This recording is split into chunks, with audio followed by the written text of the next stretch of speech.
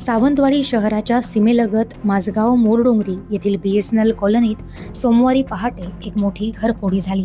यामध्ये सुमारे 25 लाखांचे दागिने चोरीला गेले आहेत। या घरफोडीचा छडा लावण्यासाठी सावंतवाडी पोलीस ठाणे आणि स्थानिक गुन्हे अन्वेषक विभाग संयुक्तपणे कारवाई करत असून चोरट्यांच्या शोधासाठी पोलिसांची 2 पथके वेगवेगळ्या ठिकाणी रवाना करण्यात आली आहेत।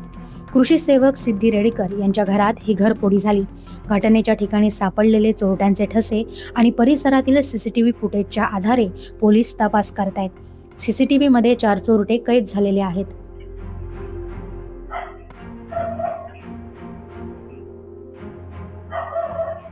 घरफोडी केल्यानंतर चोरट्यांनी पळून जाण्यासाठी तळमजल्यावर राहणारे मारुती तुळसकर आणि परिसरातील इर्शाद सय्यद यांच्या दुचाकीचा वापर केल्याची शक्यता आहे। त्यामुळे प्रत्येक पोलीस चेकपोस्टवरील कॅमेऱ्यांद्वारे या दोन्ही दुचाकींच्या क्रमांकाची तपासणी सुरू आहे। हे सराईत चोरटे बाहेरील असावेत असा संशय असल्याने पोलीस रेल्वे स्टेशन, बस स्थानक आणि संशयित व्यक्तींच्या हालचालींवर कडक नजर ठेवून आहेत। पोलीस निरीक्षक राजेंद्र मगदूम यांच्या मार्गदर्शनाखाली सहाय्यक पोलीस निरीक्षक हर्षद हिंगे, पोलीस उपनिरीक्षक अविनाश पाटील आणि त्यांचे सहकारी या प्रकरणाचा अधिक तपास करत आहेत।